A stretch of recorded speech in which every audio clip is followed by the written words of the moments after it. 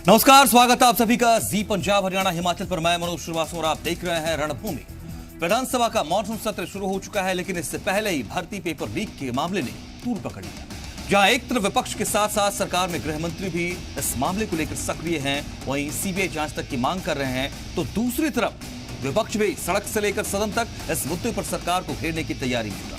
लेकिन जांच, हंगामे और घमासान से अभ्यर्थियों को क्या लाभ होगा और ये घमासान कब तक जारी रहेगा, इस पर हम बात करेंगे। इसके अलग अलग पहलू सामने आ रहे हैं, उन तमाम पहलुओं पर हम चर्चा करने की कोशिश करेंगे, लेकिन पहले एक रिपोर्ट।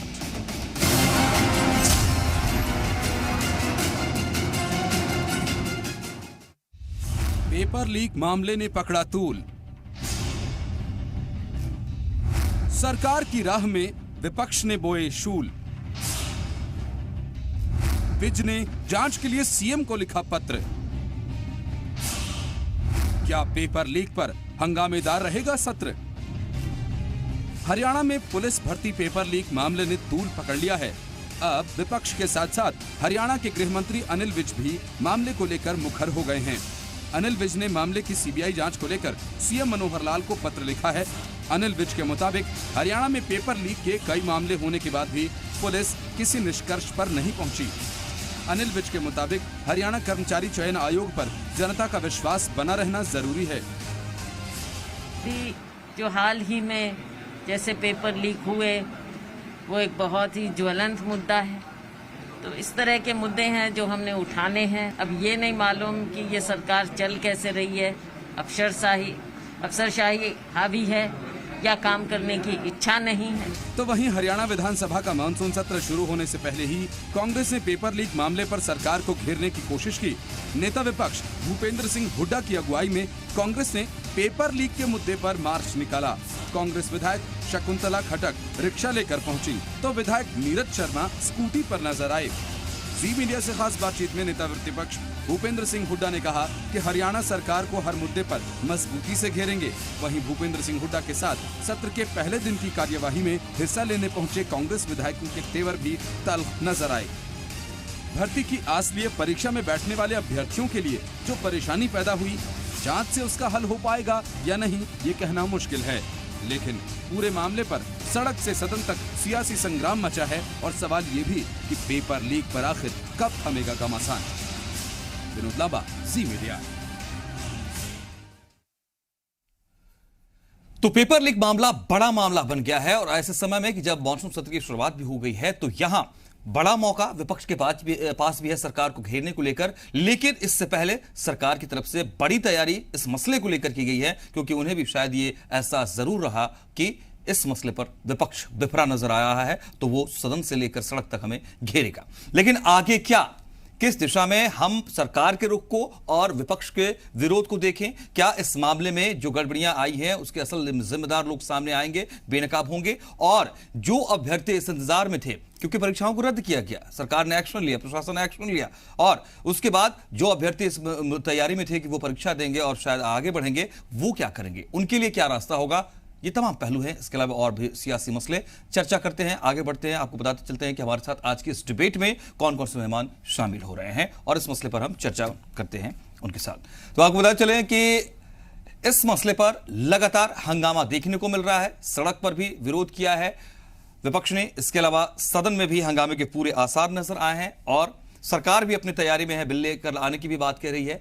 हमारे साथ कुछ खास मेहमान जुड़ रहे हैं इस डिबेट में और उनके पास चलते हैं सीधे और इस डिबेट को आगे बढ़ाते हैं। हम आपको बता चलें कि हमारे साथ बीजेपी से शामिल हो रहे हैं सत्यव्रत शास्त्री जी, हमारे साथ बजरंग दास गर्ग जी जुड़ रहे हैं कांग्रेस से, बहुत स्वागत है आप दोनों का। और हमारे साथ हर्षमोहन भारद्वाज जी भी जुड़ रहे हैं, जो कि पूर्व सदस्य रहे हैं एचएसएससी के। हमारे साथ फोन लाइन पर आप जुड़ रहे हैं, आपका भी स्वागत है।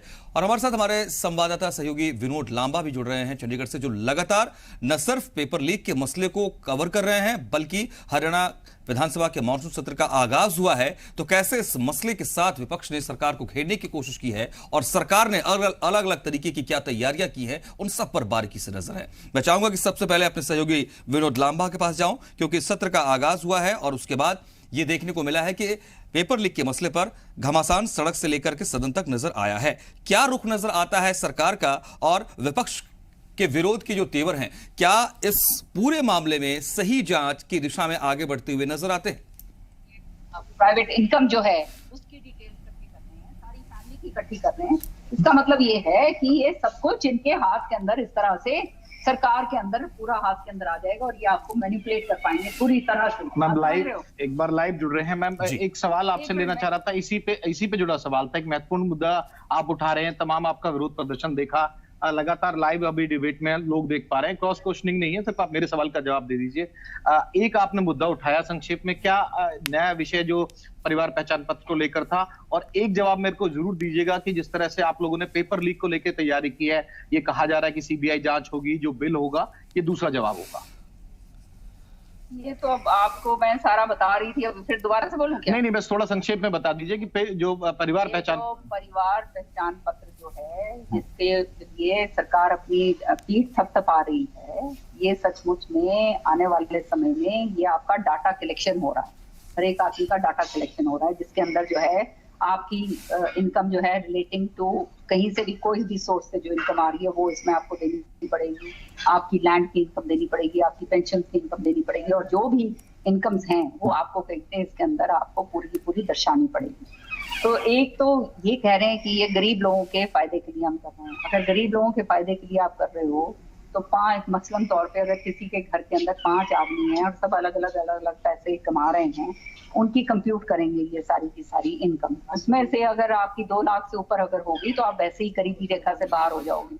समझ रहे हैं? इसका फायदा कम होगा, इसका फायदा कम नहीं, नुकसान ज्यादा, डेंजरस है ये बहुत डेंजर खतरे का सिग्नल है, ये मैं आपको भी बता रही हूँ। क्योंकि आप कोई लैंड रजिस्टर करने जाओगे तो आपको परिवार पहचान पत्र आपको दिखाना पड़ेगा।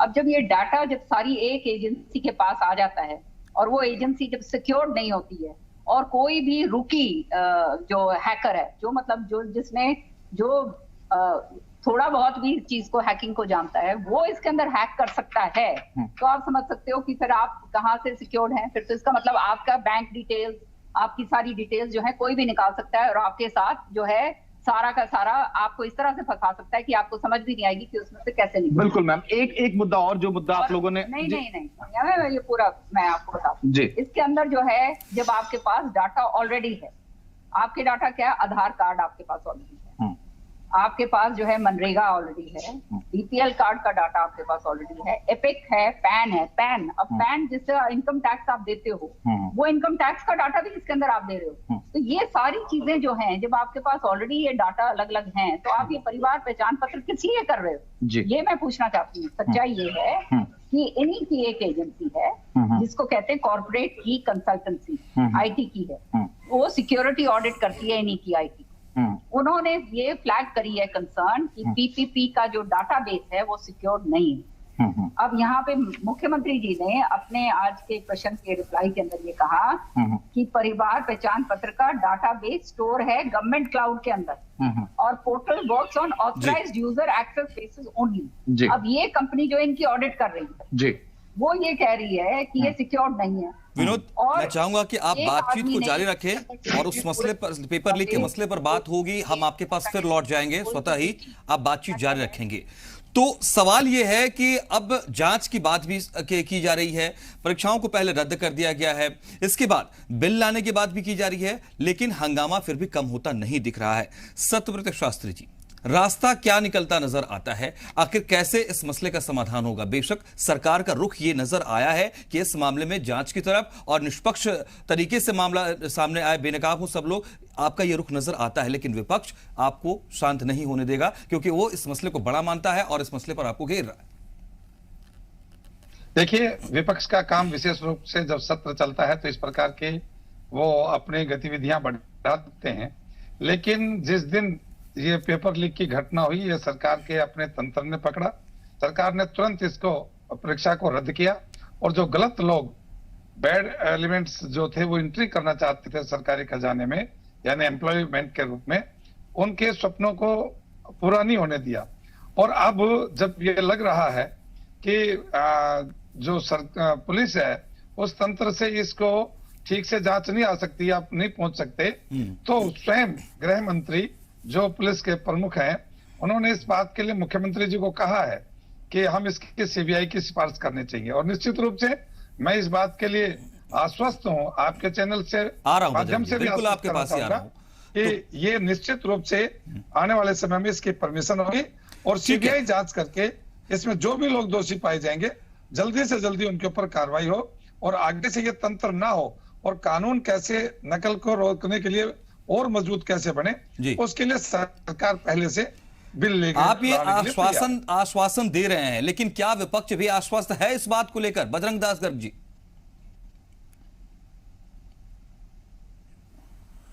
आपने देखा 7 साल के अंदर 28 पेपर लीक हो चुके हैं। हरियाणा पुलिस कांस्टेबल का पेपर लीक होना सरकार की विफलता का जीता जागता सबूत है। और हरियाणा का गृह मंत्री ने खुद ये माना कि हरियाणा पुलिस इसमें पूरी तरह जांच नहीं कर सकती। पहले भी जितने पेपर लीक हुए हैं उनको जो दोषियों को, सही दोषियों को पकड़ने में सरकार विफल रही है। उन्होंने खुद सीबीआई की जांच की मांग की है। कांग्रेस जो है पार्टी, विपक्ष के जो हमारे नेता लोग हैं, सभी सीबीआई की जांच की मांग कर रहे हैं। आप देखिए हरियाणा कर्मचारी चयन आयोग, उसकी विफलता आप देखिए, कहीं ना कहीं वो भी संदेह के घेरे के अंदर है। 28 पेपर लीक होने के बावजूद आज तक प्रदेश के अंदर जो सरकार के चहेते लोग थे, जिनके सैक पर जो काम हो रहा है, या बड़े बड़े अधिकारी थे, किसी के ऊपर आज तक कार्रवाई हुई?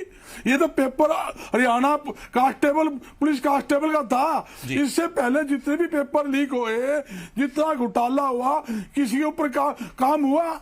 हकीकत में मनोज जी ये घोटाले की सरकार है कि पेपर लीक घोटाला हो, खनन घोटाला हो, धान घोटाला हो, बाजरा घोटाला हो, सरसा घोटाला हो, रिश्ती घोटाला हो, शराब घोटाला हो। आप देखिए घोटाले पे घोटाले हो रहे हैं।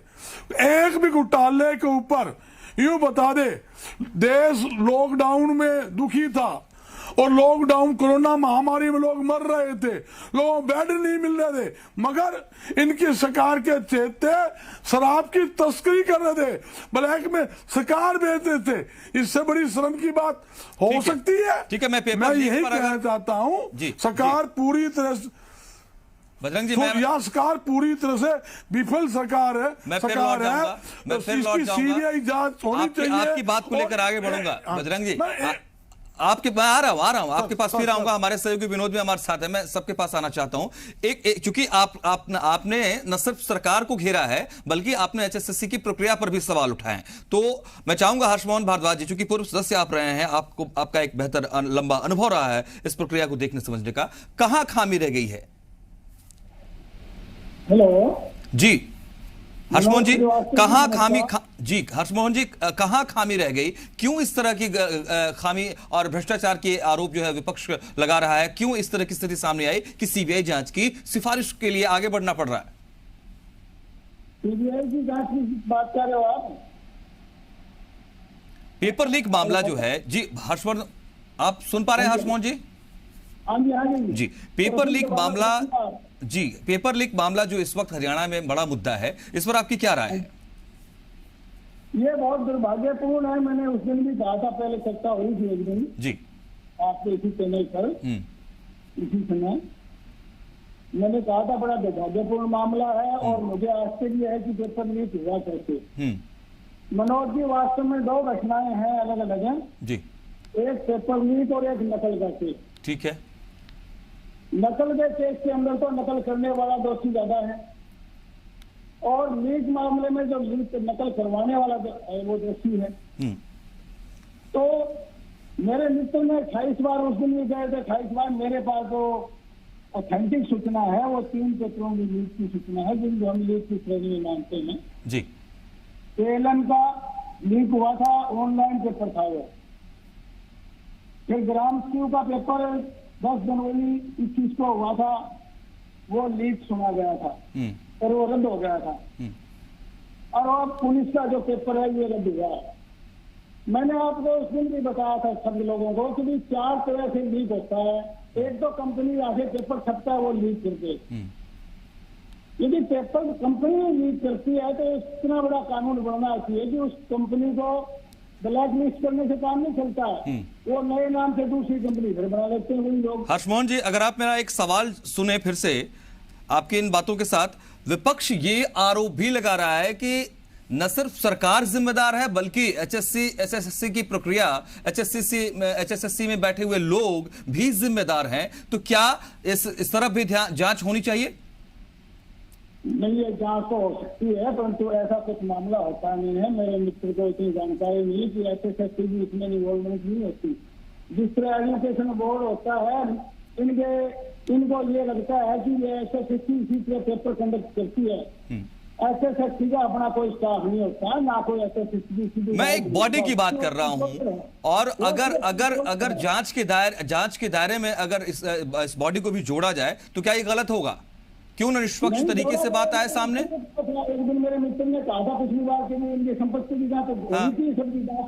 जी, ठीक है, ठीक है, ठीक है, है तो जांच होनी चाहिए। बिल्कुल हर्षमोहन जी, अच्छा लगा, आपने बहुत दिलेर तरीके से इस बात को सामने रखा कि हाँ, जांच होनी चाहिए, चाहे जो भी बॉडी हो, चाहे कोई व्यक्ति विशेष हो, कोई भी हो। खैर, विनोद मेरे साथ जुड़े हुए हमारे सहयोगी विनोद लांबा। विनोद, सरकार का रुख, मतलब मॉनसून सत्र का आगाज और इसके पहले पेपर लीक के मसले पर मैराथन बैठकें हुई, और बड़ा मसला जो है बैठकों में ये रहा मुद्दा। विपक्ष ने पहले दिन आगाज किया अपने विरोध का, तो उसमें भी सबसे पहला मुद्दा जो है ये पेपर लीक का ही नजर आया है। तो हम कैसे देखें पेपर लीक के मसले को जांच की दिशा में आगे बढ़ते हुए, और सदन के सत्र अभी जो कार्यवाहियां बाकी हैं अगले 2 दिन की, उसको? देखिए, वही मैं किरण चौधरी से बात करने की कोशिश कर रहा था। जब लाइव हमारे साथ जुड़ी हुई थी तो उन्होंने परिवार पहचान पत्र को लेकर सवाल उठाया, लेकिन उस दौरान जब उनकी ये पूरी बातचीत नहीं जा रही थी, जब उन्होंने कहा कि आज का ये मुद्दा बाहर तो कहीं ना कहीं विधानसभा सेशन के छाया रहा, लेकिन अभी तक इसको लेकर सवाल नहीं उठा है। अब मेरा सवाल ये कांग्रेस के स्पोक पर्सन से भी रहेगा और बीजेपी से भी रहेगा। मनोज, ये समझने की आप प्लीज इनसे कोशिश कीजिए कि नहीं, आप बिल्कुल हमारे साथ इस डिबेट में शामिल हैं। बजरंग दास गर्ग जी हमारे साथ कांग्रेस से हैं विनोद, और सत्यव्रत जी हमारे साथ बीजेपी से। सवाल रखिए। वही मैं कह रहा हूं कि जो मुद्दा बाहर जो मुद्दा नजर आ रहा था, पहले दिन की चर्चा में नहीं रहा। हाँ। ये एक टेक्निकल सा सवाल है, ये समझने की कोशिश की, और सत्यव्रत शास्त्री जी से भी ये पूछने की कोशिश कीजिए, ये समझने की कोशिश कीजिए।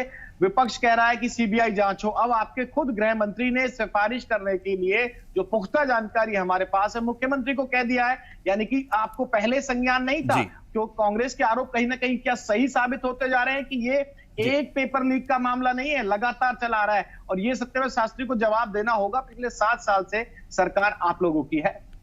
सत्यव्रत जी, अगर संकेत इशारे ये हैं तो क्यों ना इस बात को, विपक्ष के बात को सही माना जाए, आरोप को सही माना जाए? देखिए, इसमें 2 चीजें देखनी पड़ेगी कि एक तो पहले बजरंग दास जी 28 जो पेपर लीक का बात करते हैं, ये सरासर झूठ है। मैं डिबेट के अंदर से इनको चैलेंज कर रहा हूं कि 28 पेपरों के नाम भी बता दें, एक बात। दूसरी बात, जो हर्षमोहन जी कह रहे थे कि पेपर लीक, पेपर आउट, ये दोनों अलग अलग प्रक्रिया है, और उसके अंदर ही तय होता है कि पेपर लीक हुआ या पेपर आउट हुआ।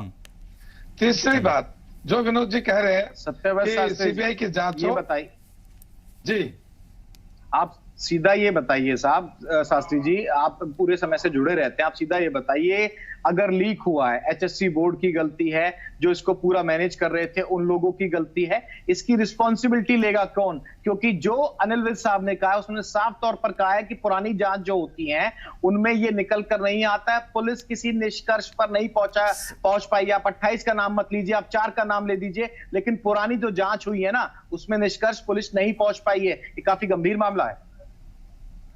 देखिए, मैं वही बात कर रहा हूं कि हर्षमोहन जी हमारे साथ लाइन में हैं, बोर्ड से संबंधित रहे हैं, कमीशन से संबंधित हैं, और वो जानते हैं और बात बता भी सकते हैं, मेरे से ज्यादा बेहतर वो बताएंगे कि पेपर लीक होना और पेपर आउट होना दोनों अलग अलग चीज है। कंपनी लेवल से हुआ, सप्लाई लेवल से हुआ, या ट्रेजरी लेवल से हुआ है। 3 ऐसी चीजें हैं जहां से ये पेपर को आउट होने के या लीक होने के चांस रहते हैं। तो इसीलिए कि ये एक चीज, जो पहला पेपर आउट हुआ, दूसरा हुआ या तीसरा हुआ, उसमें एक ही ग्रोह या एक ही व्यक्ति, एक ही चैनल नहीं मिला, इसलिए हम इसको सुसंगठित नहीं कर सकते कि योजना पूर्वक है। अच्छा ठीक है, सीबीआई जांच से सूरज जी, दूध पानी का पानी होगा। विनोद, थोड़ा सा समय का मसला है। बिल्कुल, मैं बजरंग जी एक जल्दी से रिएक्शन चाहूंगा। अगर सरकार जांच की तरफ, एक बड़ी जांच की तरफ, सीबीआई जांच की तरफ बढ़ रही है, तो थोड़ा इंतजार कर लें, सदन को सही से सुचारू चलने देंगे। बाकी देखो मनोज जी, हमारी यही मांग है। ये तो उन्होंने आज वहां भरी है ना जी, मगर हमारी शुरू से ये मांग है सीबीआई जांच होनी चाहिए।